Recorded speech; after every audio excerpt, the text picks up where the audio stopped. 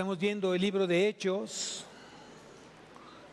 Justo estamos hoy iniciando el capítulo 2 del libro de Hechos. Vamos todos al libro de Hechos. Y el título de la predicación el día de hoy, si quieres anotarlo, el principio de la iglesia. El principio de la iglesia.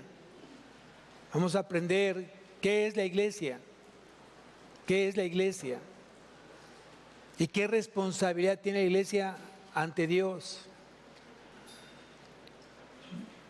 Dice en el capítulo 2, versículo 1, dice: cuando llegó el día de Pentecostés, estaban todos unánimes juntos, y de repente vino del cielo un estruendo como de un viento recio que soplaba, el cual llenó toda la casa donde estaban sentados, y se les aparecieron lenguas repartidas como de fuego, sentándose sobre cada uno de ellos.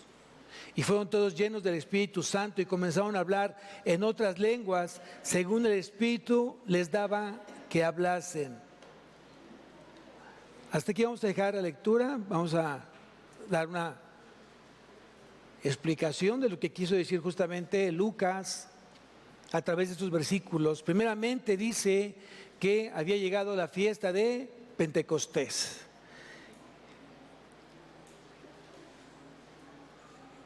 De acuerdo al calendario judío, había llegado la fecha de esa fiesta, y Pentecostés significa quincuagésimo.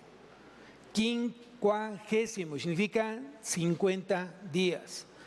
El momento cuando Cristo comparte el cordero pascual con sus discípulos, a partir de ese momento se cuentan 50 días para que haya venido justamente el derramamiento del Espíritu Santo.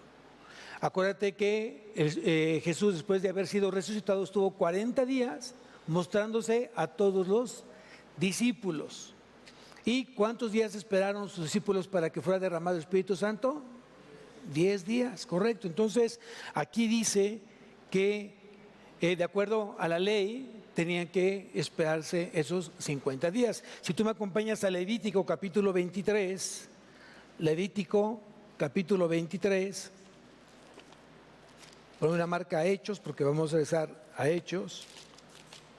Y en Levítico capítulo 23, versículo 15 y 16 dice lo siguiente. Dice: y contaréis desde el día que sigue el día de reposo, o sea, el primer día de la semana. Desde el día en que ofrecisteis la gavilla de la ofrenda mecida, 7 semanas cumplidas serán.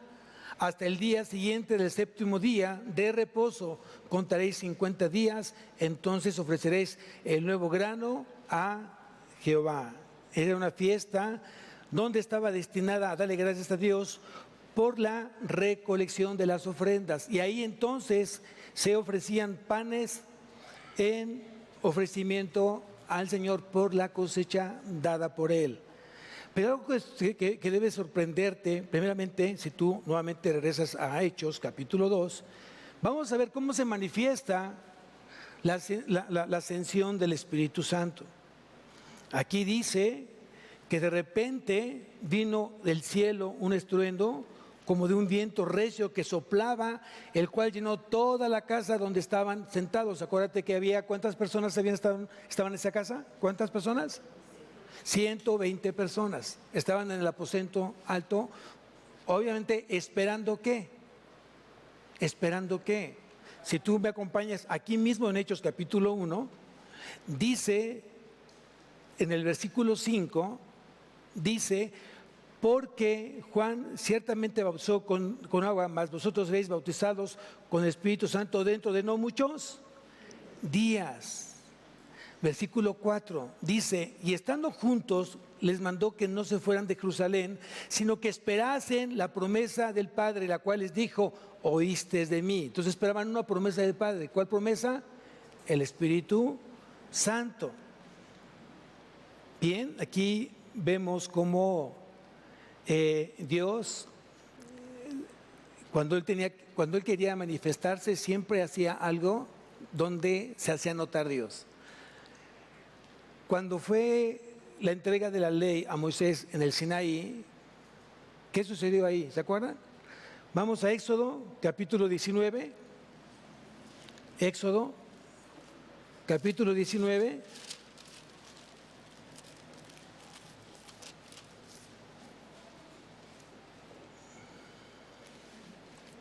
Vamos a leer desde el versículo 11.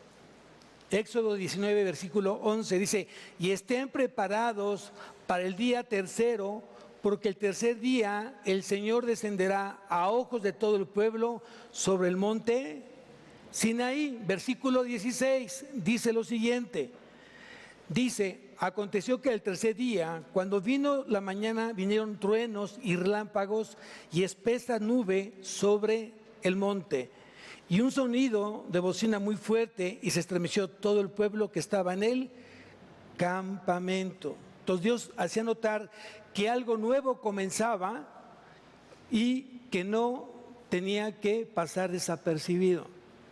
¿Se acordarán cuando Cristo murió? ¿Qué sucedió? ¿Qué fue lo qué fenómeno se manifestó en ese momento? ¿Se acuerdan? ¿Un gran qué? Un gran terremoto. Y se abrió el velo del templo de arriba hacia abajo, ¿sí? Una manifestación más. Entonces quiere decir que era la manifestación de Dios cuando dice: y de repente vino del cielo un estruendo como de un viento recio que soplaba, el cual llenó toda la casa donde estaban sentados. En el hebreo y en el griego, hablar del viento es hablar justamente del Espíritu de Dios. Entonces, y también lo dice el apóstol Juan. Si tú me acompañas al capítulo 3 del Evangelio de Juan, aquí el apóstol Juan hace también un anuncio o muestra cómo es que el Espíritu Santo es como un viento. En el capítulo 3, versículo 8, Evangelio de Juan, capítulo 3, versículo 8, dice lo siguiente: el viento sopla de donde quiere y oye su sonido, mas ni sabes de dónde viene ni a dónde va. Así es todo aquel que es nacido del Espíritu. Entonces aquí vemos cómo hablar del viento, tanto en el hebreo como en el griego, es hablar de el Espíritu Santo. ¿Cuándo nace la iglesia? ¿En qué momento nace la iglesia? Si me pueden ayudar con la bocina de atrás, se está para que la apaguen, por favor. ¿Sí? Me está distrayendo. Bien, ¿cuándo nace la iglesia? ¿En qué momento? De repente ahí hay una enseñanza que es importante para nosotros hoy en día. A partir de el Espíritu Santo, su derramamiento, en el día Pentecostés, en ese momento, después de que el Espíritu desciende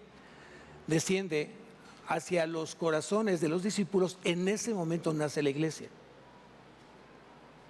Acuérdate que en el Antiguo Testamento Dios estaba sobre su pueblo. Sí, efectivamente el Espíritu Santo se movía, porque finalmente es un solo Dios en tres personas distintas. Pero ahí no era iglesia, era una congregación, era una asamblea. ¿Cuándo nace la iglesia? Justamente en el día Pentecostés, cuando es derramado el Espíritu Santo en el corazón de los discípulos, en esas 120 personas que estaban justamente encontrándose a esperar la promesa que había dado Cristo a través del Padre. Entonces, no solamente el día Pentecostés se es derramado el Espíritu Santo, sino también es cuando nace la iglesia. Ahora bien, aquí vale bien la observación, porque también parte en lo que dice Lucas. Dice en el versículo 3 de Hechos, capítulo 2, dice: y se les aparecieron lenguas repartidas como de fuego. ¿Quién ya había anunciado justamente esto? Juan el Bautista. Juan el Bautista. Si tú me acompañas a Mateo, capítulo 3, por eso hoy mi consejo es que leamos y estudiemos la palabra y veamos cómo el Espíritu Santo te va a estar llevando de un libro a otro libro para entender mucho más el texto bíblico. Si tú me acompañas a Mateo capítulo 3, versículo 11, dice: yo a la verdad os bautizo en agua, para arrepentimiento, pero el que viene tras mí, ¿a quién se refiere? A Jesús. Pero el que viene tras mí, cuyo calzado yo no soy digno de llevar, es más poderoso que yo. Él os bautizará en Espíritu Santo y fuego. Por eso, si tú lees entonces acá en el versículo 3 del capítulo 2 de Hechos, dice, y se les aparecieron lenguas repartidas como de fuego. O sea, ¿cómo? ¿Provenientes de quién? Del Espíritu Santo. Del Espíritu Santo. Sí habrá un momento donde, de acuerdo a la Biblia, el que no crea en Cristo va a tener que pasar por el fuego hacia el infierno, hacia el lago de fuego, porque nunca creyó en Jesucristo. Pero dicho acá en este versículo 3 está hablando esas lenguas que vienen de parte del Espíritu Santo. Y aquí también viene otra enseñanza, amados. Creo que en el amor del Señor, pues mucha gente trata de interpretar de manera distinta o pone a veces de su cosecha para enseñar la palabra. Estas lenguas que están hablando específicamente aquí en Hechos es idiomas, son idiomas. Y lo dice más adelante, si quieren vamos a seguir leyendo. Dice en el versículo, vamos a ir leyendo desde el versículo 4 en adelante. Y fueron todos llenos del Espíritu Santo y comenzaron a hablar en otras lenguas, según el Espíritu les daba que hablasen. Moraban entonces en Jerusalén judíos, varones piadosos, de todas las naciones bajo el cielo. Y hecho este estruendo, se juntó la multitud y estaban confusos porque cada uno oía hablar en su propia lengua, en su propio idioma. Sigo leyendo. Estaban atónitos y maravillados diciendo, mirad, ¿no son galileos todos estos que hablan? ¿Cómo pues les oímos nosotros hablar cada uno en nuestra lengua en la que hemos nacido? Partos, medos, elamitas y los que habitaban en Mesopotamia, en Judea, en Capadocia, en el Ponto, en Asia, en Frigia, en Panfilia, en Egipto, en las regiones de África, más allá de Cirene, y romanos que residentes, tantos judíos como prosélitos. Entonces, más de 15 naciones estaban ahí justamente congregadas en el día de Pentecostés. Y lo más sorprendente es que estaban hablando justamente el mismo idioma. Esa es justamente una obra que venía directamente de parte de Dios. ¿Por medio de quién? ¿Por medio de quién? Del Espíritu Santo. Del Espíritu Santo.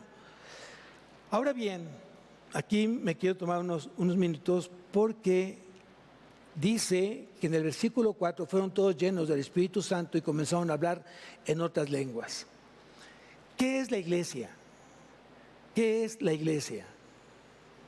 ¿Quién es la cabeza de la iglesia? Vamos a Efesios capítulo 1. Efesios capítulo 1, versículo 22 y 23. Efesios capítulo 1, 22 y 23. Dice, en cuanto a la pasada manera de vivir, despojeos del viejo hombre que está viciado conforme a los deseos engañosos. Y renovaos, perdón.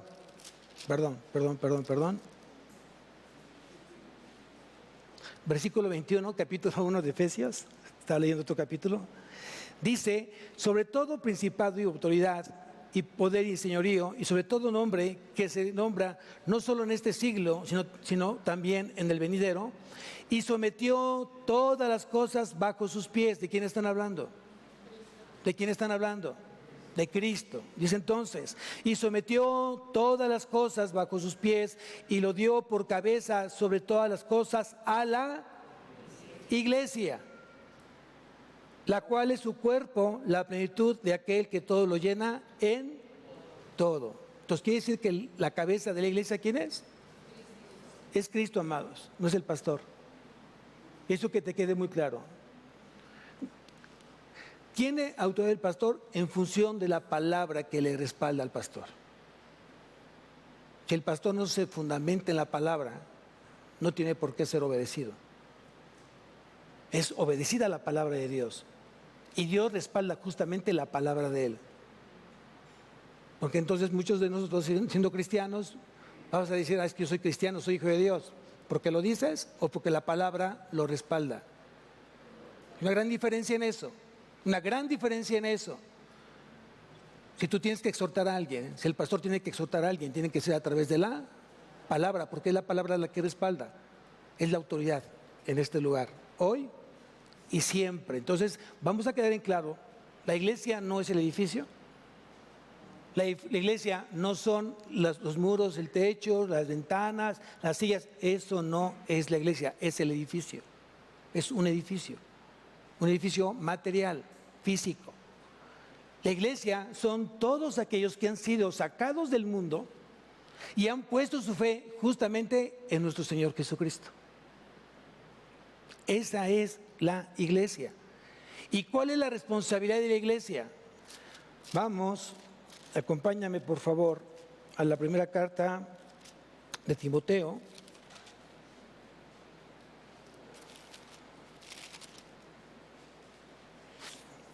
Primera carta a Timoteo, capítulo 3, versículo 15. ¿Cuál es la responsabilidad de la iglesia? Entonces, si tú y yo somos iglesia, somos parte del cuerpo de Cristo, que también viene otra enseñanza ahí. Yo amo a Cristo, pero no amo a mi hermano. Yo amo a Cristo y odio a mi hermano. ¿A quién estás odiando? Pues hay que entender esa parte. Si tú amas a Cristo como cabeza de iglesia, tienes que amar su cuerpo.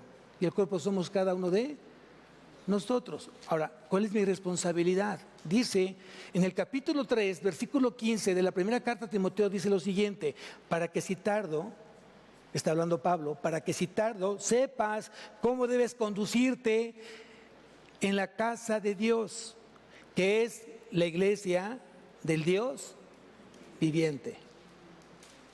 Entonces, quiere decir que este lugar es la casa de ¿quién?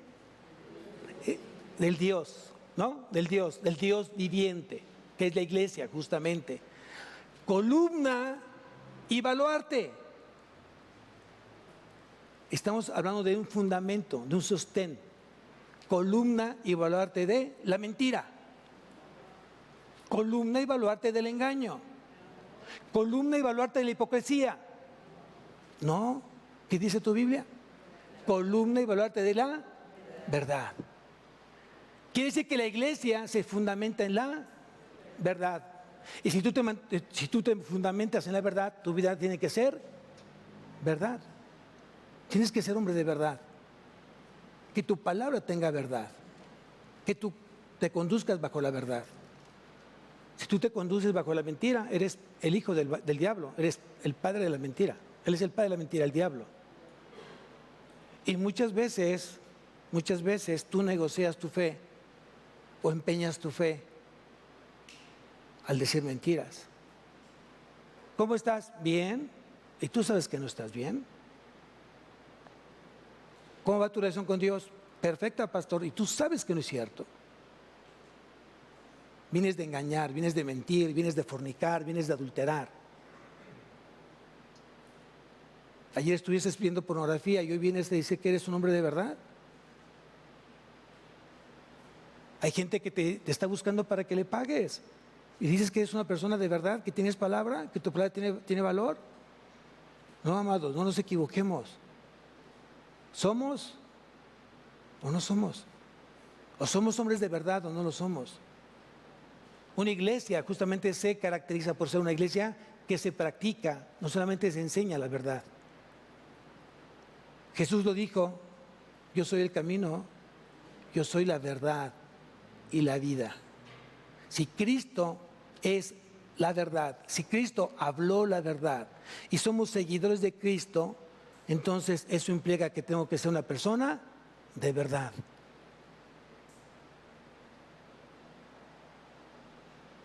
Y esta es la vida eterna, que te conozcan a ti, al único Dios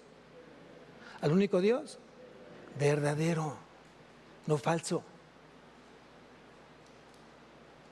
Hoy creo que hay muchas iglesias que están llenas de gente falsa, llamándose cristianos que no son, llamándose seguidores de Cristo que no son. Yo tenemos que ir contra esa parte. Muchas veces tengo que decir, no te digas cristiano, no lo digas. Pero cada vez que tú dices que eres cristiano y no lo demuestran tus actos, estás haciendo mentiroso a quien te escogió a ti. A ver, vamos a la primera carta de primera carta de Juan.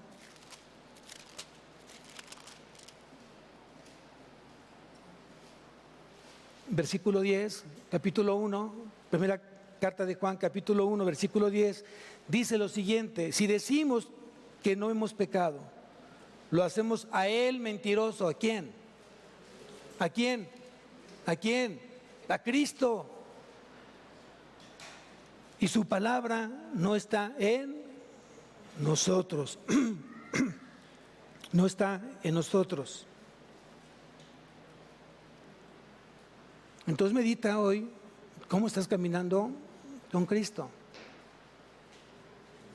Mejor es decir, me estoy esforzando realmente a obedecer a Dios, me estoy esforzando por ser un hombre de verdad, pero me estoy esforzando, pastor. Y le pido que ore por mí porque tengo muchas luchas, tengo muchas batallas que a veces caigo y a veces fallo. Y eso lo puedo entender, porque nadie de aquí es perfecto. Pero que estés en este proceso de transformación, de este proceso de renovación de tu entendimiento. Eso sí lo creo. Eso sí lo creo. Dios aún no termina con nadie de nosotros. Él comenzó la buena obra en cada uno de nosotros y la va a perfeccionar ¿cuándo? Hasta la venida de nuestro Señor Jesucristo.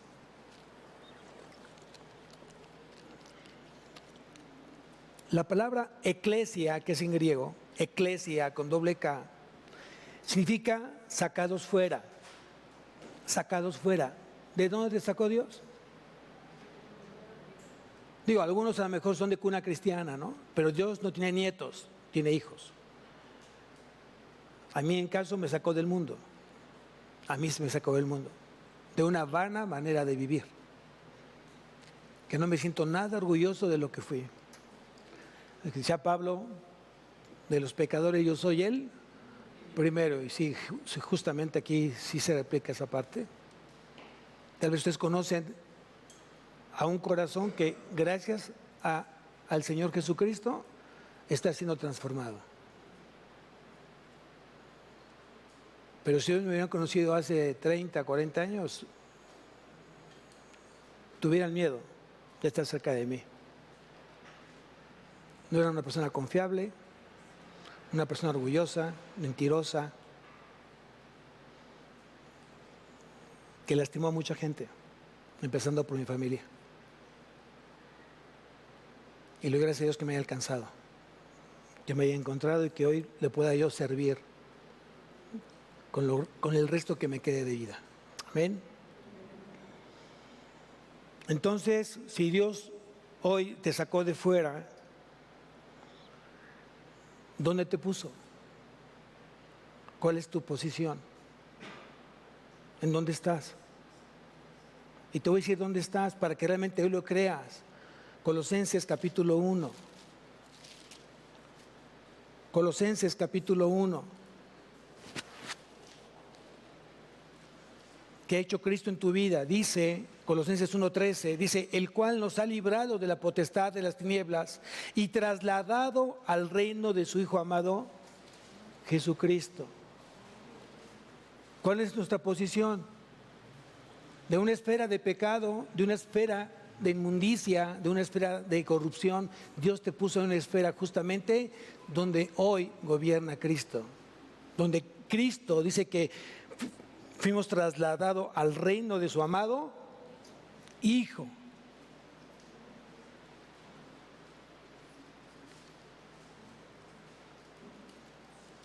¿Cuál es la morada del Espíritu Santo? ¿Cuál es la casa del Espíritu Santo? ¿Cuál es la habitación del Espíritu Santo? Muy bien, muy bien. ¿Dónde lo dice? Primera de Corintios, capítulo 3, versículo 16. Es parte del reto, parte del desafío. Tengo que saber la dirección, dónde se encuentra, quién lo dijo, a quién se los dijo. Primera de Corintios 3:16, y dice lo siguiente.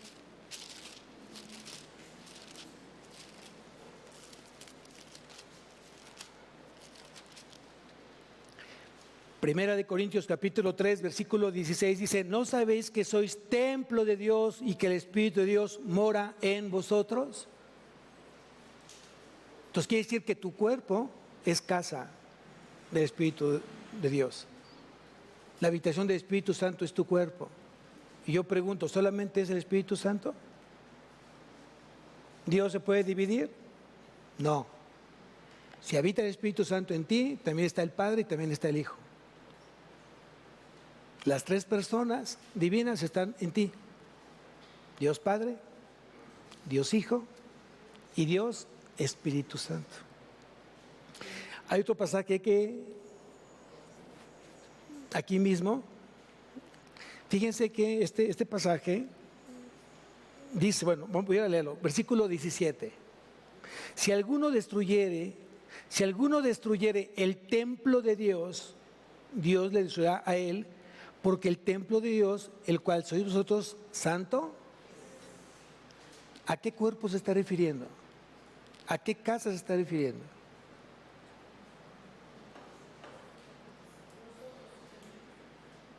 Primeramente somos de manera individual nosotros, y de manera colectiva somos iglesia, y somos un cuerpo, somos una casa, la casa de Dios viviente, ¿cierto? Hay de aquel que atiente contra el cuerpo de Cristo. Hay aquel que hoy se ponga a hablar mal del cuerpo de Cristo. Hay de aquel que quiera lastimar el cuerpo de Cristo, porque dice aquí, si alguno destruyera el templo de Dios, Dios le destruirá a él. ¿Cuántos de aquí siguen fumando? ¿Cuántos de aquí siguen tomando? ¿Cuántos de aquí siguen drogándose? ¿Cuántos de aquí no estás cuidando justamente tu salud? ¿Cuántos de aquí no hacen ejercicio? ¿Cuántos de aquí no toman también o comen algo saludable? ¿Ya no es tu cuerpo? Es el cuerpo de Dios. Y Dios te lo va a demandar. Si tú no cuidas el cuerpo o el templo de Dios, está muy claro aquí, si alguno destruye el templo de Dios, Dios le destruirá a él. Entonces deja todo aquello que esté produciendo mal a la casa de Dios. Si tú me acompañas aquí mismo, la primera carta a los Corintios, capítulo 6, versículo 19, 6:19, dice, ¿o ignoráis que vuestro cuerpo es templo del Espíritu Santo, el cual está en vosotros, el cual tenéis de Dios, y que no sois vuestros? ¿Tu cuerpo de quién es? Lo dice justamente el versículo 20, porque habéis sido comprados por precio, glorificad pues a Dios en vuestro cuerpo y en vuestro espíritu, los cuales son de Dios. Ahí lo dice claramente.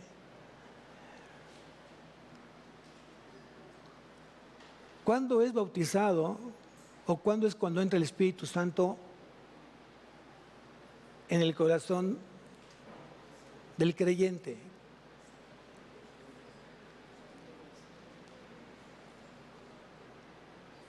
Si tú me acompañas a Hechos nuevamente, Hechos capítulo 2.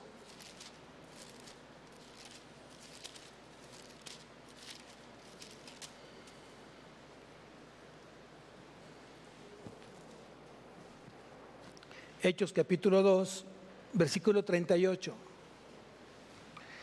Dice, Pedro les dijo, arrepentíos y bautícense cada uno de vosotros en el nombre de Jesucristo para perdón de los pecados y recibiréis el don del Espíritu Santo. ¿Cuándo entra el Espíritu Santo en el corazón de la persona? ¿Cuándo? Cuando habla aquí del bautismo, no está hablando del bautismo en agua. Está siendo bautizado en la muerte y en la resurrección de Cristo. Cada vez que tú crees que Cristo murió y resucitó, ahí estás tú, entonces tu fe te lleva a ese bautismo en Cristo. Y por lo tanto, al tú creer en Cristo, Cristo te bautiza con el Espíritu Santo y entra a tu vida. ¿En qué momento? Bueno, como es un acto secreto de Dios, y estamos hablando justamente de la regeneración, y la regeneración es equivalente a hablar del nuevo nacimiento. Como es un acto secreto de Dios, nadie se entera, nadie sabe en qué momento entra el Espíritu Santo. No hay forma de saberlo porque es un acto secreto de Dios. Hay obra del Padre, obra el Hijo y obra el Espíritu Santo. ¿Cuándo tú comienzas a saber que está el Espíritu Santo? Cuando tu vida comienza a tener un cambio, una transformación. Cuando comienzas a convertirte a Cristo. Y hoy dejas entonces muchas cosas que estaban en la carne y te conviertes entonces en un ser más espiritual que carnal. Antes teníamos un oficio todos, éramos todos carniceros, porque vivíamos en la carne. ¿No? ¿Ahora qué somos? ¿Qué somos? Somos espirituales, somos seres celestiales porque Dios es espíritu. Y si Dios es espíritu, eso me hace ser una persona espiritual. Mi relación con Dios no es una relación natural. Mi relación natural la tengo con mi esposa y con ustedes. Así yo los veo, el que se está durmiendo, el que está bostezando, el que se está riendo. Yo lo estoy viendo. Esa es una manera natural. Pero Dios lo veo de una manera sobrenatural, de manera espiritual. Mi comunión con Dios es espiritual. Así debe ser nuestra relación con Él en todo tiempo. Y una vez que se produce justamente el nuevo nacimiento, viene entonces la siguiente etapa, que es la renovación. ¿Qué es la renovación? Anótalo ahí. La renovación es la santificación. Ahí entonces quiere decir que mi vida está apartada completamente para Dios en el tiempo que Cristo venga o yo sea llamado por Dios. En esta segunda etapa de la santificación es una etapa permanente mientras yo esté en este mundo, en este cuerpo. Y Cristo está obrando en mi vida a través del Espíritu Santo por medio de la palabra. Y Él me está limpiando. Él me está limpiando. Él me está llevando de gloria en gloria. Segunda de Corintios, capítulo 3, versículo 18.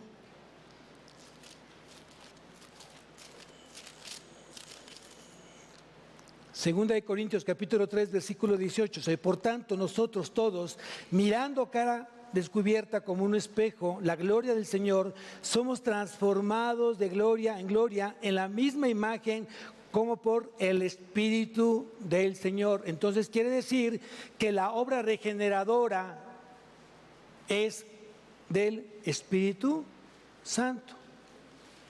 Dios llama, Cristo redime y el Espíritu Santo salva. Anótalo, es importante que lo tengas para cuando tengas tú que evangelizar a alguien.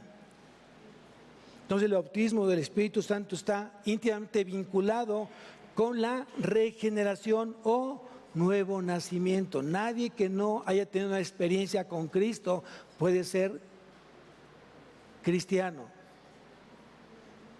Yo tengo una experiencia con Cristo a través de la fe. Yo creo que Cristo es mi Señor y Salvador. Y aquí voy a poner un paréntesis. No solamente Cristo es Salvador. No solamente Cristo es el Salvador. Cristo es también nuestro Señor. ¿Y qué implica eso? ¿Qué implica eso? Si Cristo es mi Salvador, Él me dio vida eterna, el perdón de pecados, pero también es mi suprema autoridad.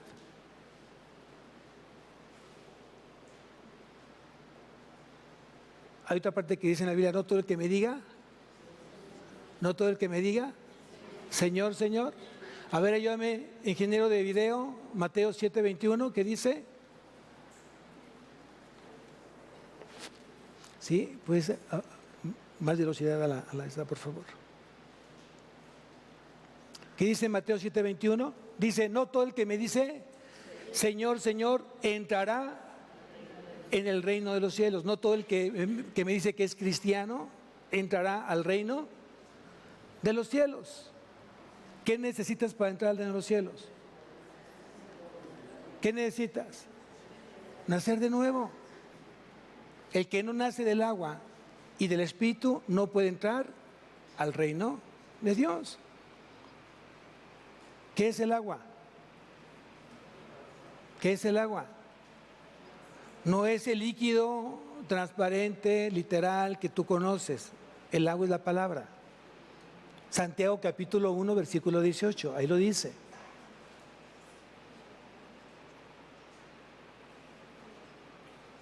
Qué tan importante es que tú hoy todo esto lo tengas como conocimiento y lo puedas enseñar a mucha gente que hoy está muerta en sus delitos y pecados. Regresamos a Hechos nuevamente.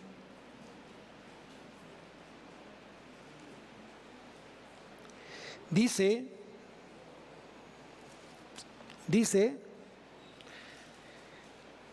versículo 4, y fueron todos llenos del Espíritu Santo. ¿En qué momento somos llenos del Espíritu Santo?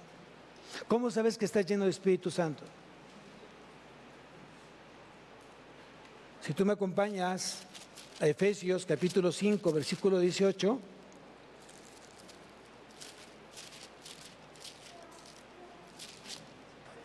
Efesios 5, 18. Dice, no os embriaguéis con vino, en lo cual hay disolución. Antes bien, sed llenos del Espíritu Santo. Entonces Dios está demandando que seas lleno del Espíritu Santo. Y hace una comparación. Dice, no os embriaguéis con vino. Aquel que se embriaga con vino quiere decir que está controlado por el vino. El vino es su amo y hace lo que el vino quiere. Y tú lo ves cómo habla, cómo se comporta, cómo camina, porque está controlado por el vino. Si dice aquí, no os embriaguéis, en lo cual hay disolución, ponle ahí libertinaje. Antes bien sed, otra vez otro imperativo, otra orden, otro mandato. Antes bien sed llenos del Espíritu Santo. Aquel que está lleno del Espíritu Santo está su vida rendida incondicionalmente al Espíritu Santo. Aquel que está lleno del Espíritu Santo, el Espíritu Santo domina plenamente su vida. Y tú lo ves. Una persona que realmente hoy busca a Dios a través de la oración, las personas que están en oración, las personas que están leyendo su Biblia, las personas que hoy tratan de reflejar a Cristo, las personas que están queriendo siempre estar como ayudando, ser solícitos en guardar la unidad, esas personas están llenas del Espíritu Santo. Y Dios demanda que tú estés lleno del Espíritu Santo, que te dejes controlar por el Espíritu Santo.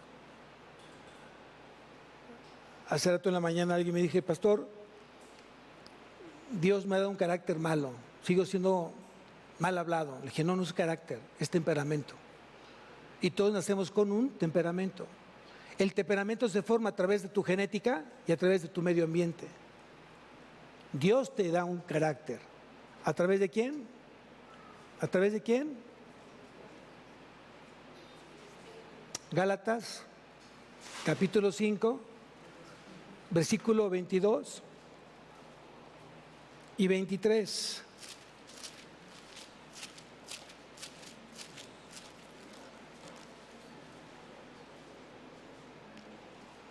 El que tiene el Espíritu Santo tiene este fruto.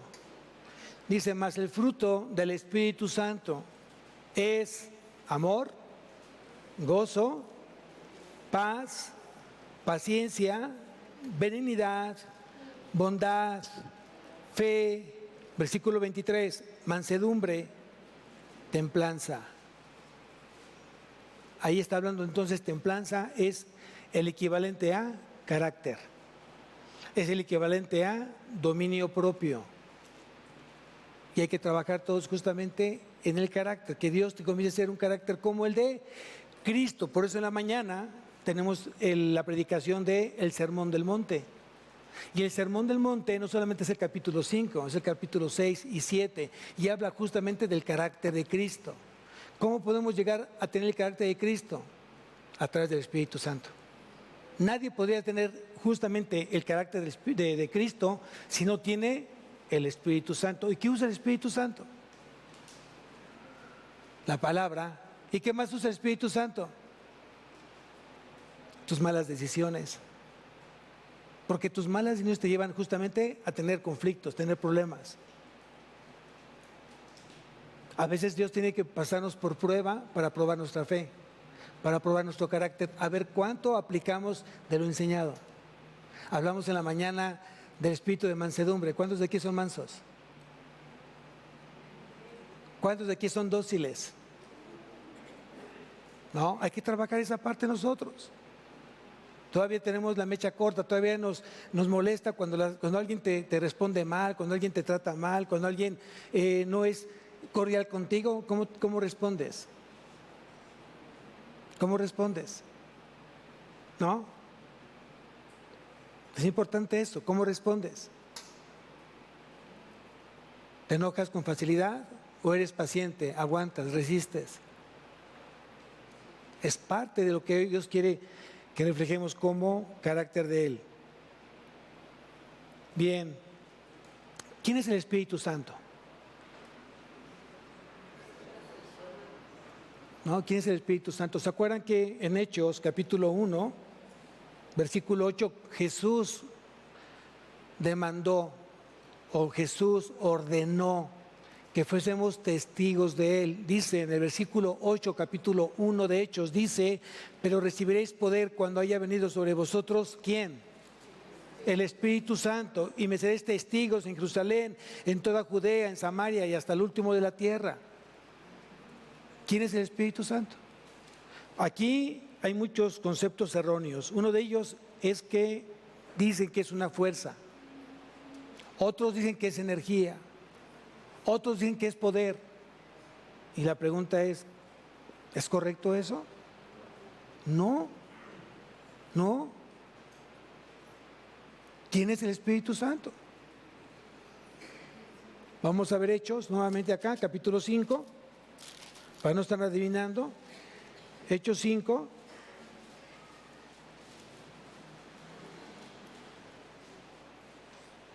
Vean, vamos a ver desde el versículo 3, capítulo 5, versículo 3, dice así: y dijo Pedro a Ananías: ¿por qué llenó Satanás tu corazón para que mintieses al Espíritu Santo y sustrajeses el precio de la heredad?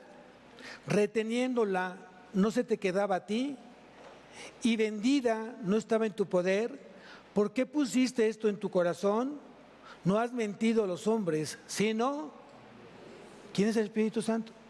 Dios es el Espíritu Santo. Dios es el Espíritu Santo, o el Espíritu Santo es Dios. Es la tercera persona de la divinidad. Entonces tú no recibiste poder. A lo que se refería que Jesús ibas a recibir a quien tiene el poder. ¿Y quién tiene el poder? Dios tiene el poder. Entonces tú y yo recibimos ¿a quién? A Dios en la tercera persona de la divinidad.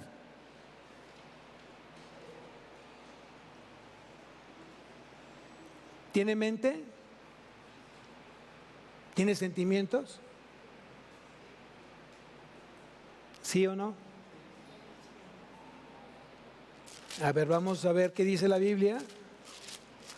Y quiero que me acompañes nuevamente a Efesios.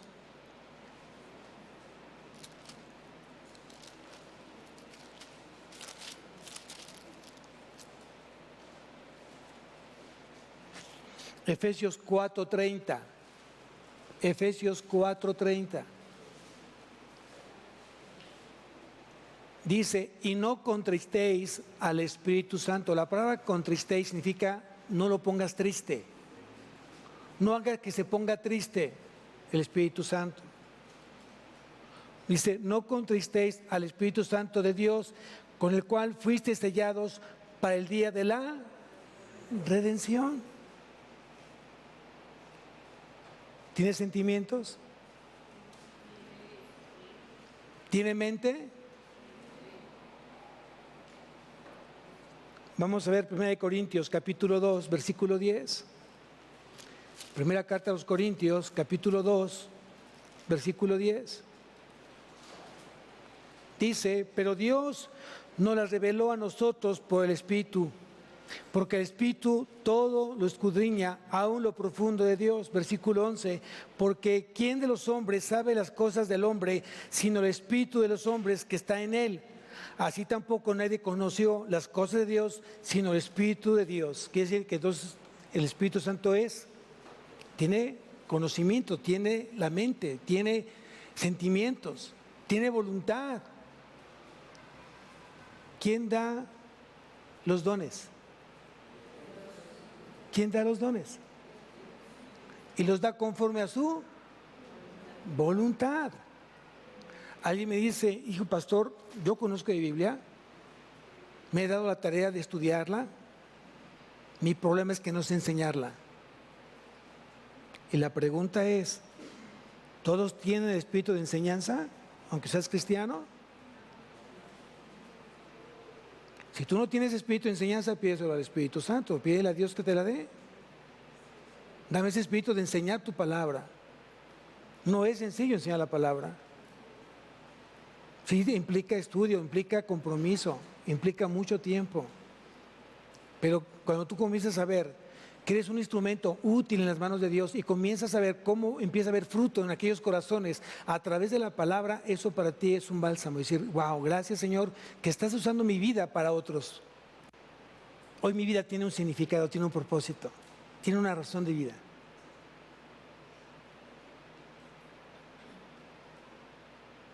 Hay gente que me dice que hoy ha dejado ya la empresa donde yo estaba, ya terminó su ciclo, ya tienen un par de años sin trabajo, y me dice, no sé qué hacer, me estoy realmente entrando en ansiedad tremenda. Ya comencé a ver al psicólogo, porque no sé qué puedo hacer con tanto tiempo. Y yo les digo, regálamelo, porque yo sí sé qué tengo que hacer. ¿Tú sabes qué hacer con tu tiempo? ¿Inviertes bien el tiempo? Porque seguramente muchos de ustedes trabajan, ¿cierto? Y muchos trabajan mucho más de las horas normales. Alguien que me produce, hay muchos que me presumen, pastor, yo trabajo solamente mediodía. ¿A poco? Sí, 12 horas. Ah, no, pues está padre. No, está padre. Yo no quiero un trabajo como ese. No, no se crea. Es un trabajo, el trabajo de pastor no tiene horario. Muchos que están dormidos, el pastor está despierto.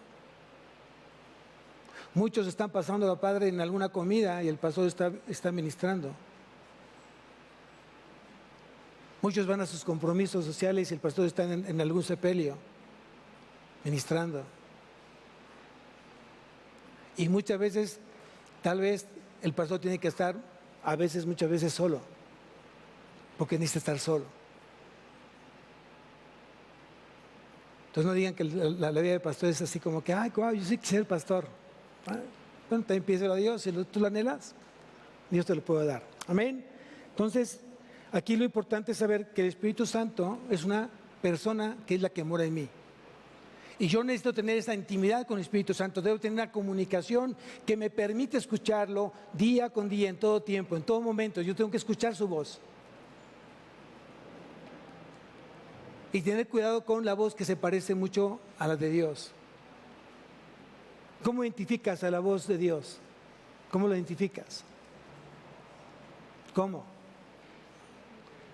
Cada vez que Dios edifica tu vida, cada vez que Dios alienta tu vida, cada vez que Dios te dirige hacia un resultado positivo, es Él.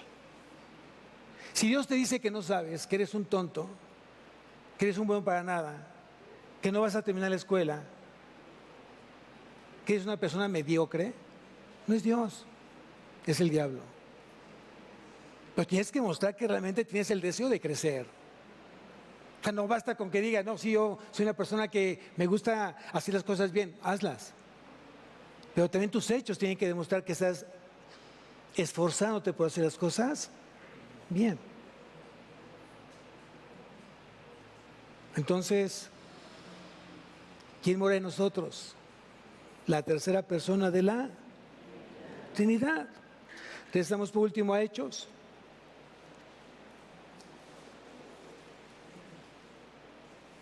Versículo 12, capítulo 2 de Hechos. Dice, y estaban todos atónitos y perplejos, diciéndose unos a otros, ¿qué quiere decir esto? Había tanta gente de diferentes naciones y hablaban justamente la misma lengua, mas otros burlándose decían, están llenos de mosto.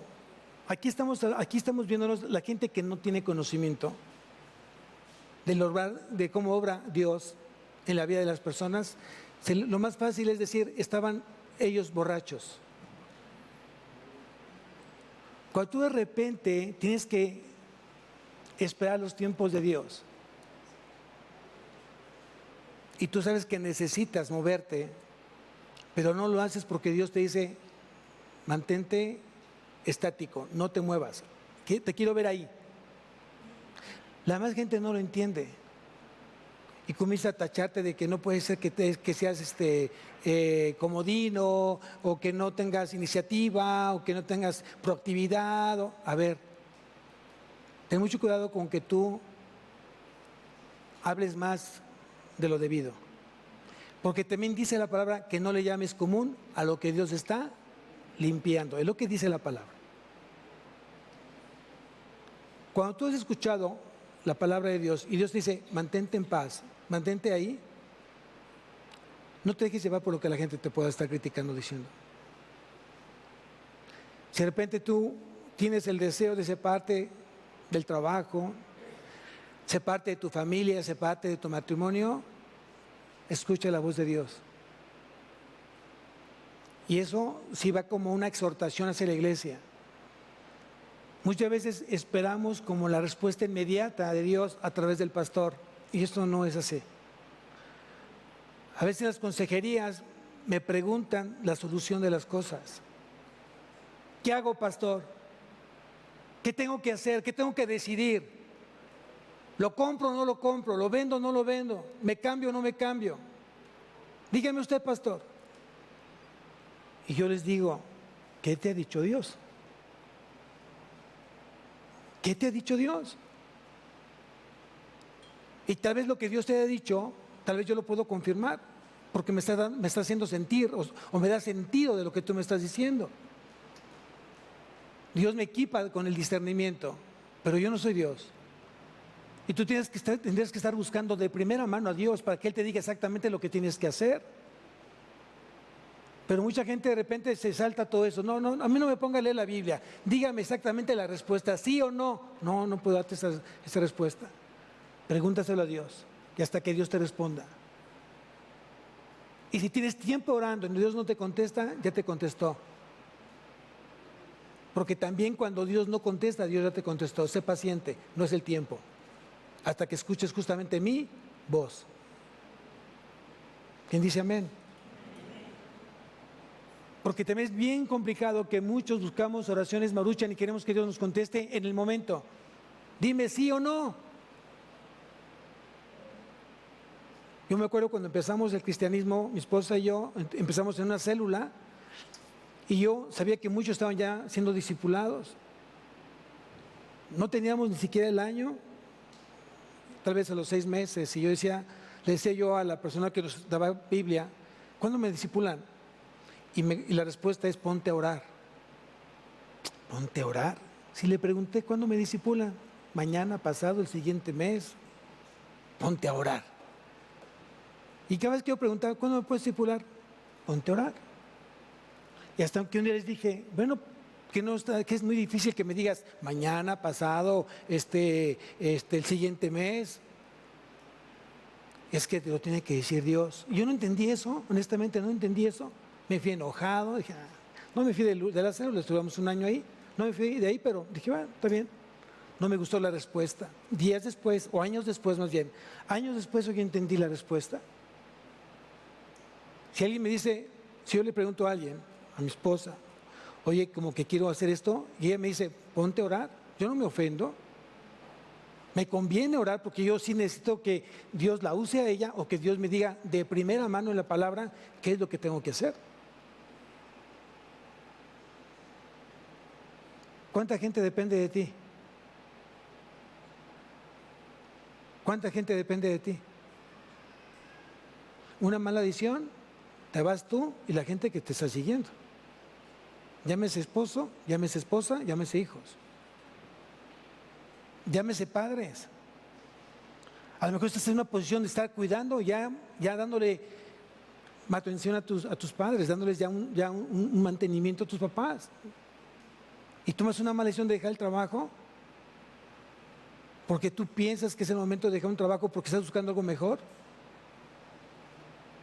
Tú sigues trabajando y te sigues orando al Señor hasta que Dios te responde, te diga, es el tiempo de cambiar el trabajo, cambias. Deja que el Espíritu Santo ahí en esa parte te dirija, te guíe. Mucha gente cuando quiere cambiar de trabajo, generalmente es por dinero. Voy a ganar más, pastor. Y yo les digo, ¿a qué precio? Dime qué precio. Porque si vas a dejar de venir a los estudios, si vas a dejar de venir los domingos, y si vas a estar menos tiempo con tu familia, ¿es de Dios eso? También el Dios de este mundo te puede dar un buen puesto y un buen dinero, pero te va a alejar completamente de el propósito de Dios. Por eso necesitamos al Espíritu Santo. Y gloria a Dios que lo tenemos nosotros y va donde tú y yo vayamos. Y nunca se va a salir de tu vida, nunca. Te lo aseguro que nunca se va a salir el Espíritu Santo. O nunca lo tuviste y si lo tienes nunca se va a salir. Es diferente. Amén. Espero que Dios haya hablado este día a tu vida y que realmente hoy podamos bendecir el nombre de Dios a través del Espíritu Santo en plena certidumbre de convicción de fe en Él. Vamos a levantarnos, iglesia.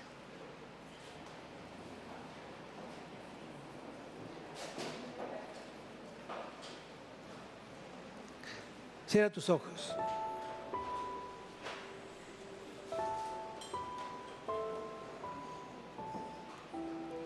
Padre mío, Señor, en los tiempos antiguos, mi Dios, tú prometiste a tu Espíritu Santo. El profeta Ezequiel lo dijo de esta manera: y pondré dentro de vosotros mi espíritu y haré que andéis en mis estatutos y guardéis mis preceptos y los pongas por obra. Señor, esta promesa fueron 500 años antes de que llegara Cristo aquí a la tierra.